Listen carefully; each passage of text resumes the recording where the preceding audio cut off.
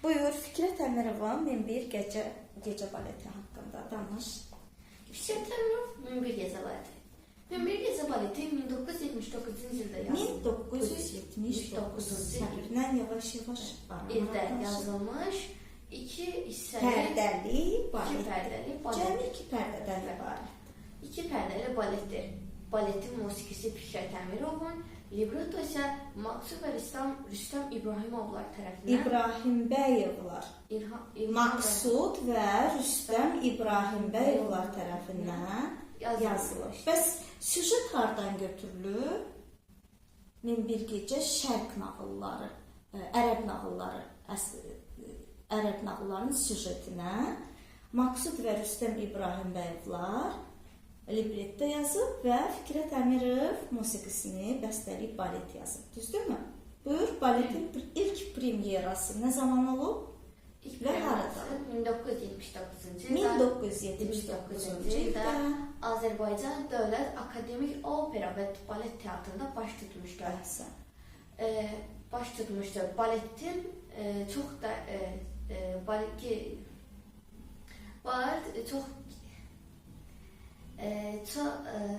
biz burada baletdə çox dərin fəlsəfi ideyalar var. Bəli. Ərəb nağıllarına yazılmış bu balet Min bir gecə baleti dərin fəlsəfi bir tamaşadır. Bu qadına onun məhəbbəti və müdrikliyin himnidir. Bəli. Himnidir.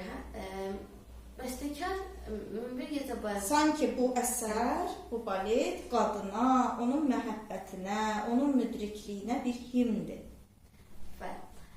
Bəstəkar baleti yazmamazdan əvvəl İran, İraq, Türkiyə, Suriyə, Mərakeş və Hindistan. Mərakeş və Hindistan səyahət etmiş. Onların mədəniyyəti ilə sıx təmasda olmuşdur. Musiqilərini öyrənmiş və öz yaradıcılığında sıx təmasda olmuşdur. Həmçinin Fikrət Əmirovun Min bir gecə baletini seçməsinin bir sıra amillər şərtlənir ki, onlar arasında ilk növbədə bəstəkarın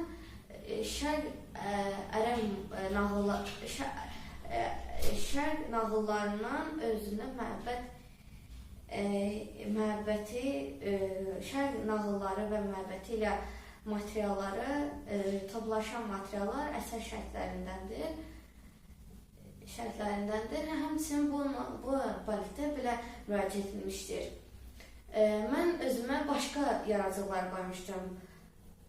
Yaxın şərq nağılları ilə yaxından təmas olan Azərbaycanlı şərq ərəb musiqilərini yazırdım. Amma konkret ərəb melodiyaları axtarmağın mənası yoxdur burada. Düzdürmü? Sadəcə öz yaradıcılığında nə edib onu üzvü surətdə öz yaradıcılıq süzgəcindən belə deyək, keçirərək qələm alıb. Buyur. Birinci Nizam Min bir gecə baleti giriş və iki pərdədən ibarətdir. Bu iki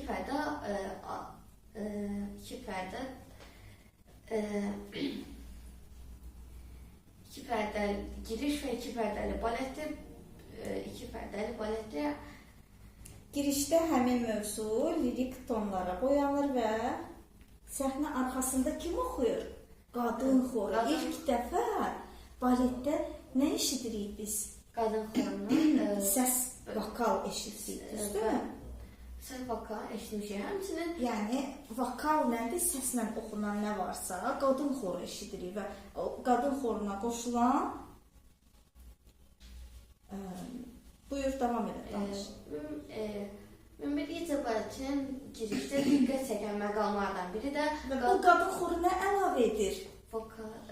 Nə əlavə edir? Həyəcanlı əhval-ruhiyyə. Qoşularaq həyəcan əhval-ruhiyyə verir. Həmçinin girişdə diqqət çəkən məqamlardan biri də qadın xorunun vokalist səsdə ifa olmasıdır.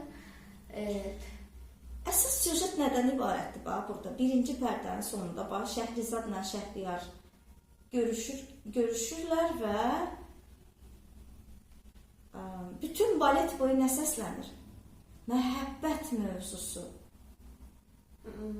Həmin məhəbbət mövzusu onun qarşısını kəsən bütün maneələri dəf edir burada, düzdür?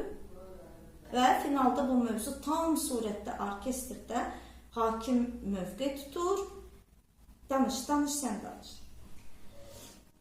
Birinci pərdə Şəhriyar və Maqsudun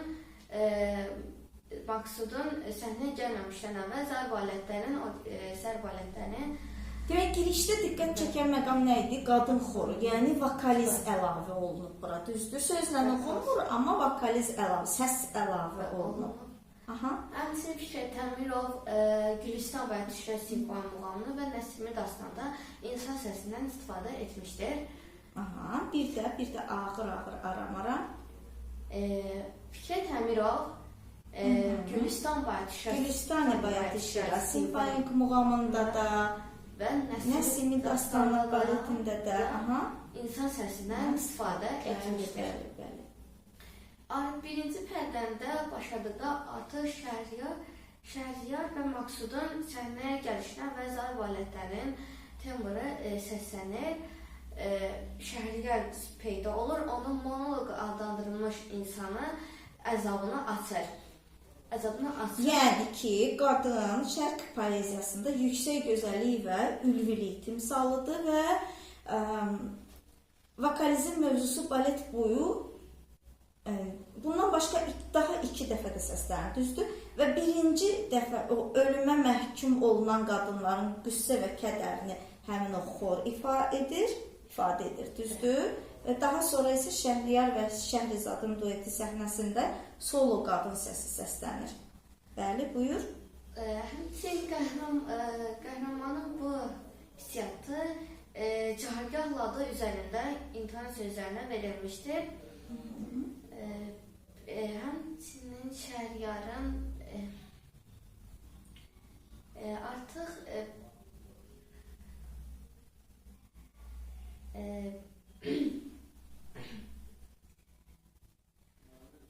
demək, birinci pərdə necə qurulub? Təzadlar əsasında, yəni kontrast, baş-başa gəlmədə, yəni əksliklər. Təzad nədir? Əkslik, düzdür? Üzərində qurulur və burada Şəhriyarla Nuridənin səhnəyə gəlişi zər balətlərin tembri ilə göstərilir. Demək, niyə bunlar əksidir? Çünki məzmununu biraz danışa bilərsən? Şəhriyar kimdir, Nuridə kimdir? Nuridə həyat yoldaşıdır Şəhriyarın, düzdür? Və xəyanətinə görə nə edir onu? Öldürür. Bəli, edam etdirir. Və ondan sonra da bütün qadınlara olan etibarını itirmiş olur. Və ona görə hər gecə biri ilə evlənir və ondan sonra onu edam etdirir Nuridə kimi. Edam etdirir, həmçinin və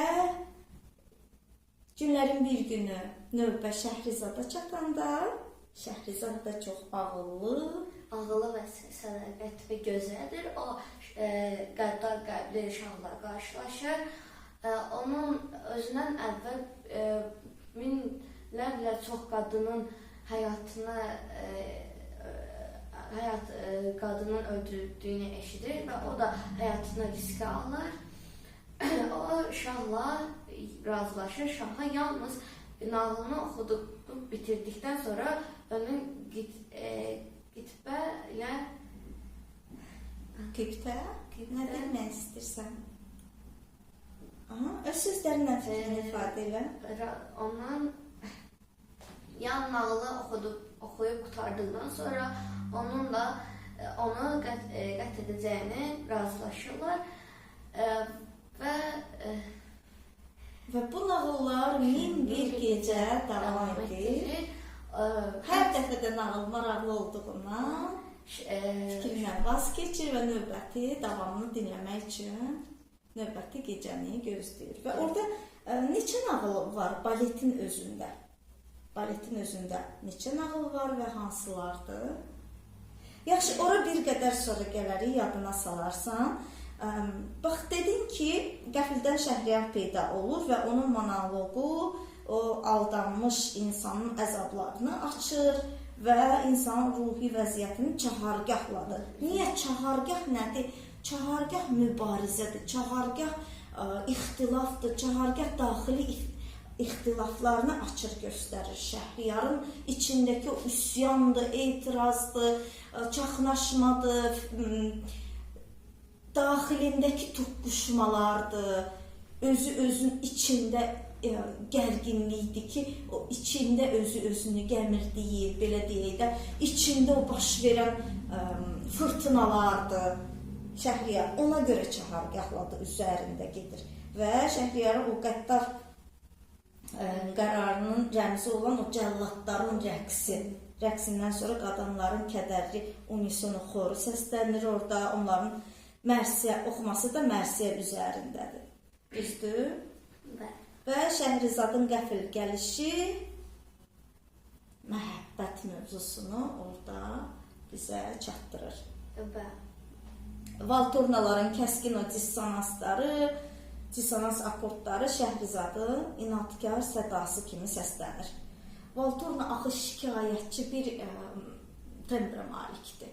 Sanki qoca o babalar olur deyingən, əslində baba obrazı çox gözəl, mehriban bir obrazı. Sadəcə Prokofiev ki, Petya və Canavar nağlında Valtornadan istifadə edib, ova gedərkən əvvəllər Valtorna alətindən istifadə edirdilər.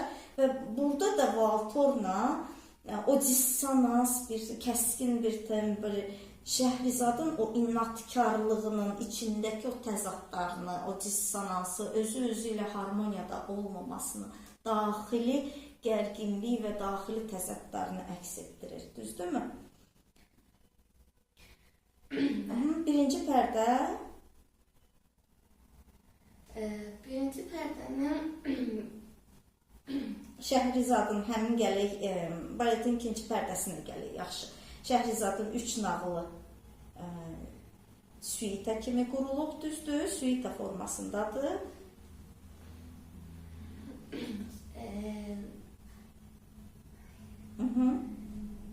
Suita form, ikinci hissə artıq Şəhriyarın da 3 nağılı, ikinci hissədə 3 nağılı,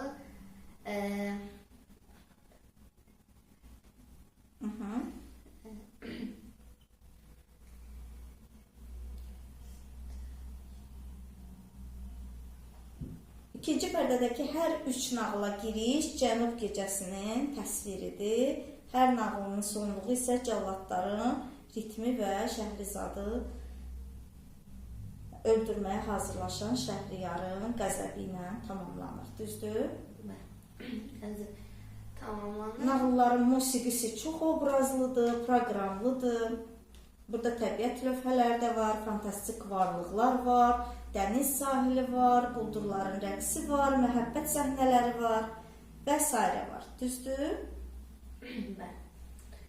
Musiqisi, nağılların musiqisi təsviri xarakter daşıyır və ənənəvi quruluşdan çox improvizəli ifadə üslubuna əsaslanır.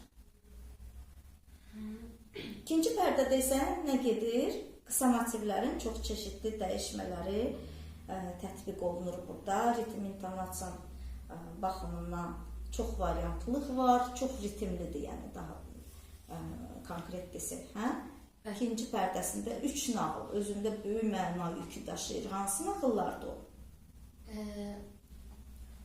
Buradakı nağıllar Şəhriyarın mənəviyyatındakı o dəyişilmələrin təkamülünü göstərir bizə. Buna hazırlayır, düzdür? Şəhriyarın dəyişməsi, mənəvi dəyişmələrini göstərir. Məhz bu nağıllardakı o xeyrin şərə qalib gəlməsi ideyası Şəhriyarı daxilən təkmilləşdirir və qəddar hökmdarın o qəlbində məhəbbət, ədalət duyğusunu bərqərar edir. Düzdürmü? Buna görə də baletin sonunda Şəhriyarla Şəhrizadı lirik dueti çox emosional səslənir. Şəhrizad öz müdrikliyi, zəkası, iradəsinin gücü ilə Şəhriyara qalib gəlir. Şəhriyar Hı-hı. qalib gəlir. Buyur. Aha. Və bu baletin rəssamı Hə, bəli, Toğrul Nəriman bəyovdan danışmaq istəyirsən. Tamaşanın rəssamı, bəli, baletə gözəl tərtibat verir.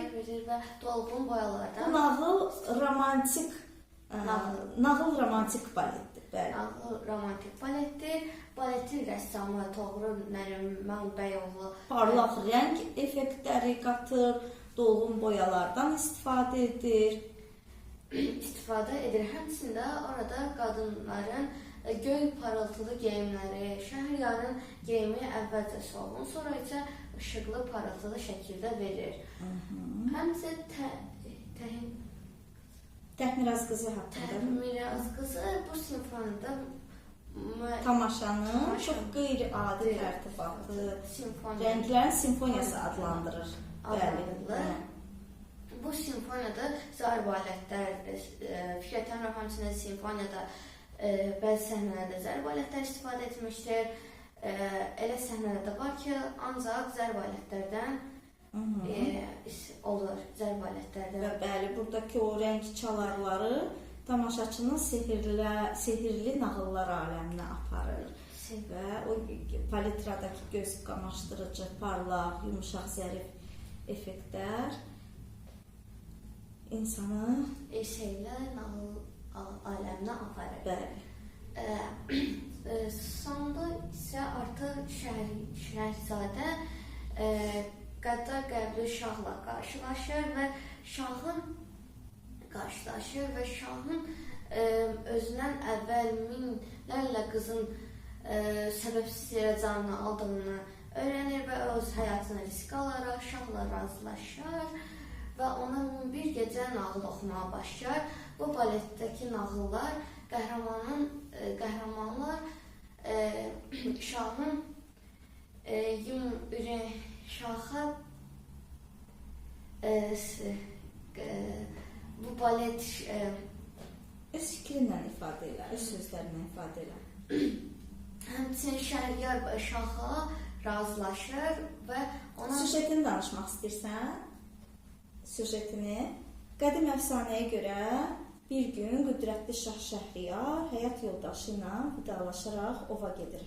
Gözlənilmədən əyləş, gözlənilmədən saraya qayıdan şah həyat yoldaşını qullarından birinin ağuşunda, kürküsündə görür. Həyat yoldaşını ölümlə cəzalandıran şah dəhşətli bir qərara gəlir və hər gün saraydakı gənc xanımlardan birini edam etməyi qərarlaşdırır, tapşırıq verir. Həmin dövrdə şahın qəddarlıq və qəzəb dünyasına gözəllik və müdrikliyi özündə birləşdirən Şəhrizadə daxil olur. Düzdür? Şəhriyarın qəddar ürəyində sevgi baş qaldırır. Lakin bu incə hiss də şahın qəddar qəlbini yumşatmır. O, Şəhrizadəni də cəzalandırmaq istəyir və minlərlə qadın kimi onu da edam etdirmək istəyir. Əmr edir edam etdirməyə. Şəhrizadə şaha 1001 gecə ərzində nağıllar danışmağı qərar verir və orada hansı nağıllar var idi? Dənizçi Sindibad və Ruh quşu. Nədən ibarət idi? Güclü fırtına məşhur dənizçi Sindibadı kimsəsiz adaya atır. Özünə gələn Sindibad qarşısına çıxan hər kəsin həyatını işıqlandıran sevinç quşu ilə qarşılaşır. Sindibad oyanır, dənizin fırtınası atır onu adaya və Sindibad oyananda sevinç quşu ilə qarşılaşır. Lakin sevinç quşu kədərlidir, çünki onu qəddar düşməni ruh quşu təqib edir. Lakin Sindibad qəhrəmancasına ruh quşu ilə döyüşür, döyüşə girir və ruh quşuna qalib gəlir. Sevinç quşunu onun əsarətindən azad edir. Bundan sonra sevinç quşunu parlaq işığı Sindibadın və bütün təmiz qəlbli insanların qəlbini işıqlandırmağa başlayır. Və ikinci nağıl nədir? Və burada da görürsünüz ki, fəlsəfi mənası var bunun. Sevinci, bəzən insanlar həyatda sevinə bilmir. o sevinç duyğularını itirirlər. Bir hekayə var. Biri kasıb bir insanı sevindirmək istəyir.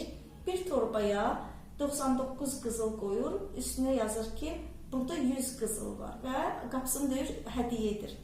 Hədiyyə edir, həmin kasıb insan başlayır o qızılları bir saymağa. Sayır, görür 99 dənədir. Bir də saymağa başlayır, bir də sayır və o 99 qızılın sevincini yaşamaqdan bir qızılın çatmadığını, kiminsə götürdüyünü, haradasa itirdiyini düşünərək yenə kədərlənir.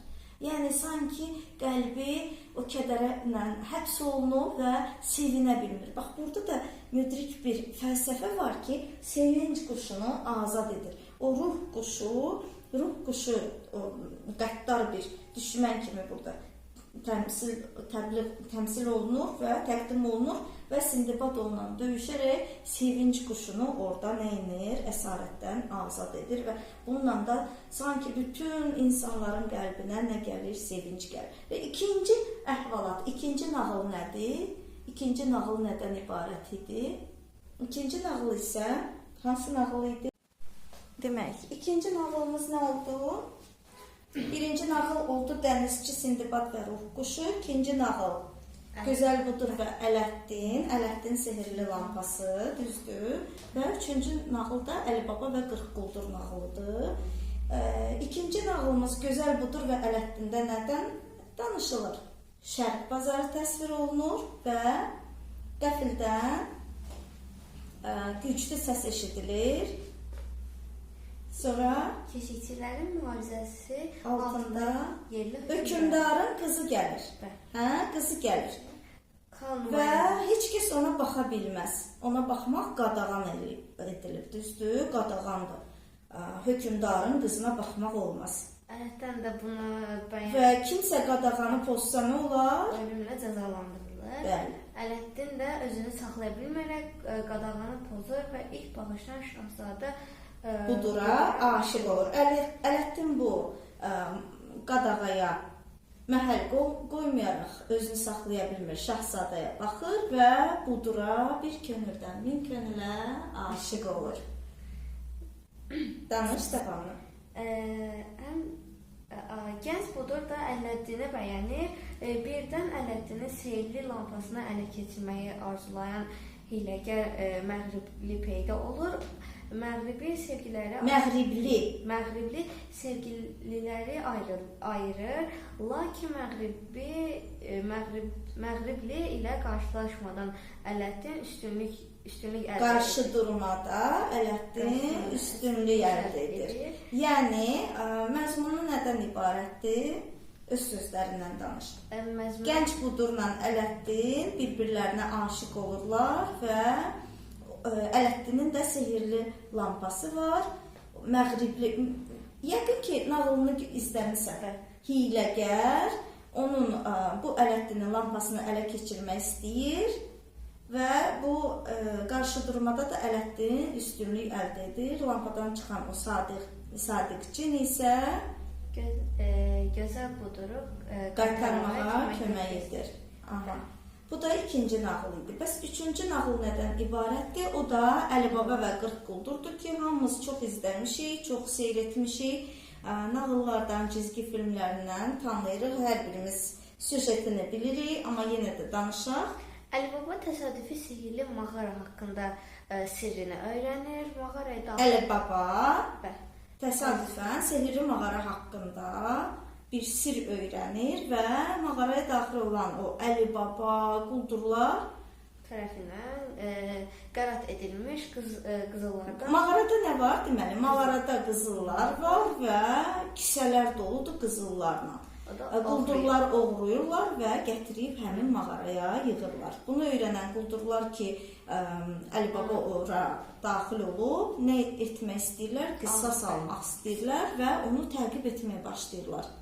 Gəlirlər Əli Babanın evinə, daha doğrusu gəlirlər qapılara X işarəsi qoyurlar, görmüsən də filmdən, ki, işarətləyirlər ki, gecə gəlsinlər, onu öldürsünlər, tutub aparsınlar.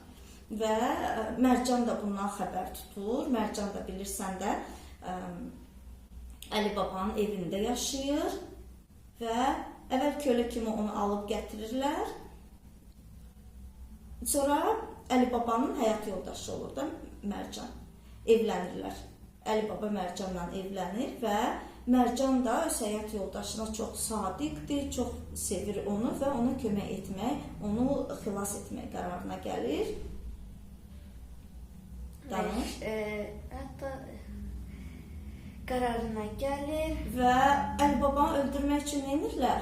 Onu hörmətli qonaq adı ilə öz evlərinə dəvət edirlər, hə? Bəli. Daha doğrusu onun evinə gəlir, Əli babanın evinə gəlir orada. Özü gəlir, işarətləyir, bir hörmətli qonaq kimi gəlir evinə. Əli baba da evində gizlənir. Əli baba evində gizlənir. Görmüsən, Əli baba və 40 quldur nə üçündür? Küplər olur, 40 dənə küp gətirirlər və onun içində gizlənir, düzdür? Bəli, gizlənir. Ərini sevən Sadiqə Mərcan ona kömək etməyə çalışır. Qurduqların qoçu başçısı Əli babanı öldürmək üçün hörmətli danışaq da öz sözlərimizdən danışaq. Ona hörmətli qonaq adı ilə. Mərcan nə edir? Onun qabağında, qonağın qarşısında rəqs etməyə başlayır, gözəlliyi ilə onu məftun edir və imkan düşən kimi isə xəncəri ilə onu qətlə yetirir. Və bu nağıldan da nə bəlli olur ki, növbəti dəfə xeyir, şərə, ağıl isə cəhalətə qalib gəlir. Bax, belə bir 3 dənə nağıl keçir. Birinci nağıl nə oldu? Dənizçi Sindibad və Ruh quşu. Ruh quşu. Quşdan danışdıq axı. Sevinç quşu kədərlənir, kədərli olur. Ruh quşu qəddar bir düşmən kimi təmsil olunur orada və Sindibad onunla döyüşür, ona qalib gəlir. Düzdür? Qəddar düşmən kimidir ruh quşu orada. Və sevinç quşu azad olur. Bu barədə danışdıq. Gözəl ikinci nağılımız olur. Gözəl budur və Ələddin. Yəni Ələddinin sehirli çırağı və üçüncü nağılımız da Əli baba və 40 quldur nağılı idi. Aha. Demək, indi musiqilərini dinləyək. Fikrət Əmirovun.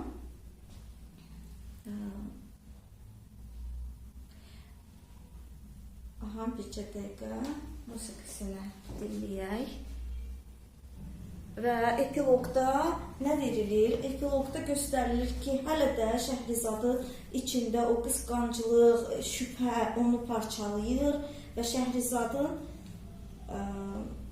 sevgiyə, sədaqətə hələ də inamı bərqərar, tam bərqərar olmayıb və Şəhrizadın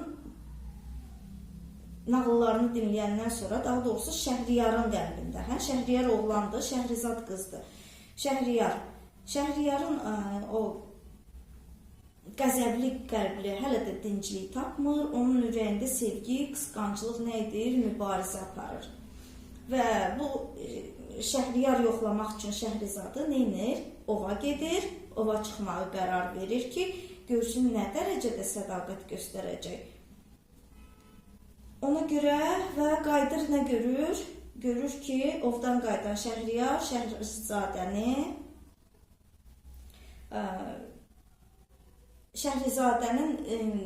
sədaqətinə əminlik yaranır Şəhriyarda və sevgi, inam, xeyirxahlıq həmin gündən Şəhriyarın qəlbinə hakim kəsilir.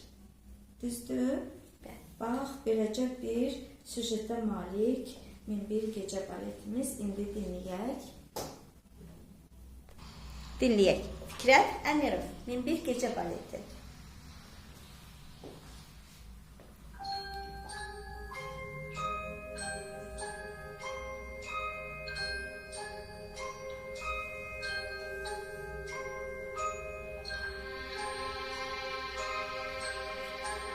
Introdukcja.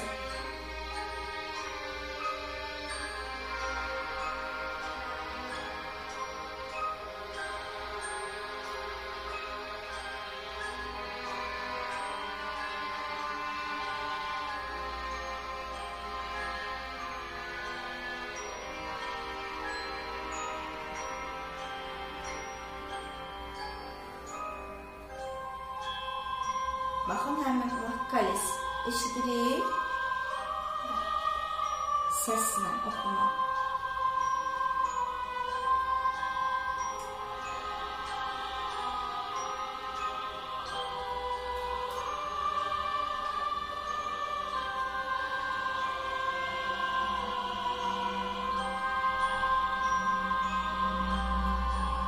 İlk tamaşada Azərbaycan Opera və Balet Teatrında Damela Şirəliyeva Şəhrizad rolunda oynayıb.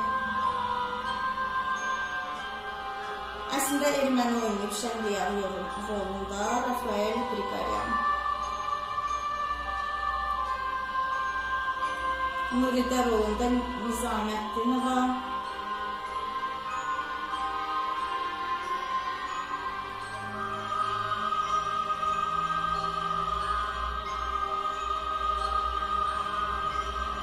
Andreyev Əlibaba rolunda oynayıb Mərcan Qovlik. Cadügər obrazında Vargonov oynayıb.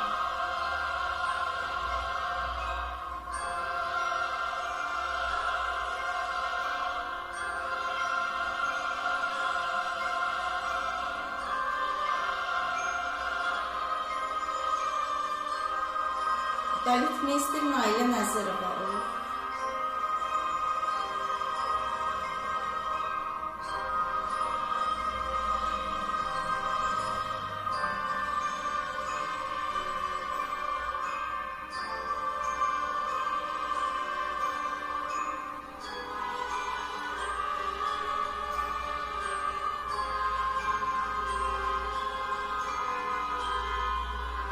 Gənc rəssam Tahir Tahirovun eskizləri əsasında tamaşa üçün geyimlər öz örtmə ustalığına hazırlanır.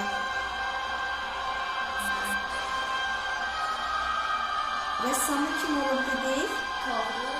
Toğrul Nərmanbəyev olub.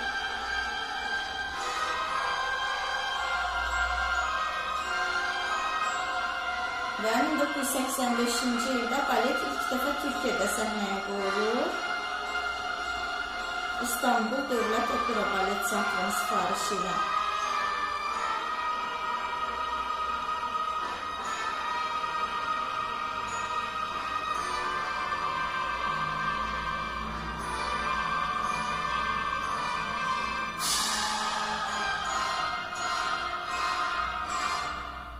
Dirijor Nazim Rzayev olub ilk tamaşada. Geyim üzrə Tahir Tahirov.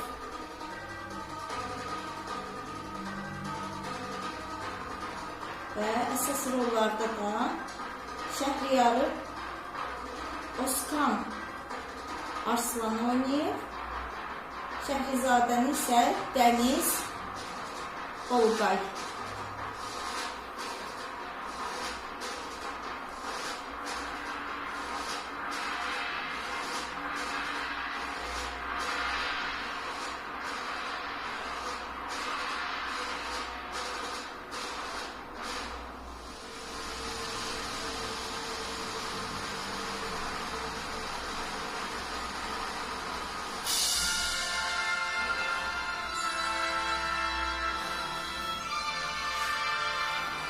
Və birinci nömrə Şəhriyar və Nuridənin dueti.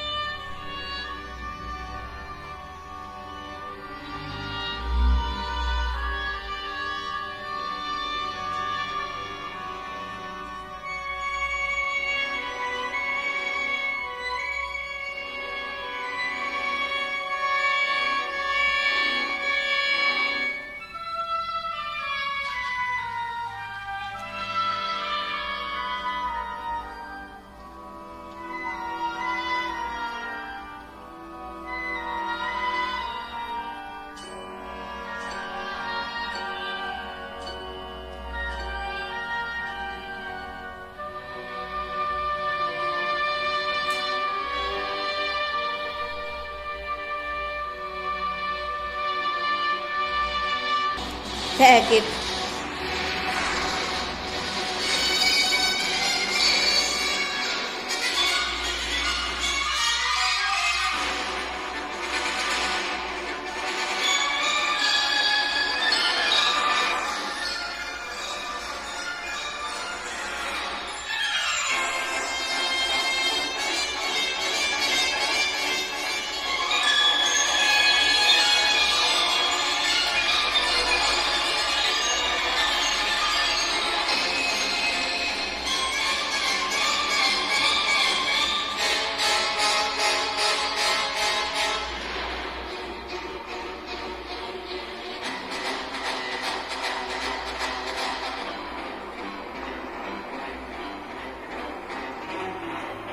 Bu nədir? Mərcanın rəqsi. Sondakı Mərcan rəqs edir.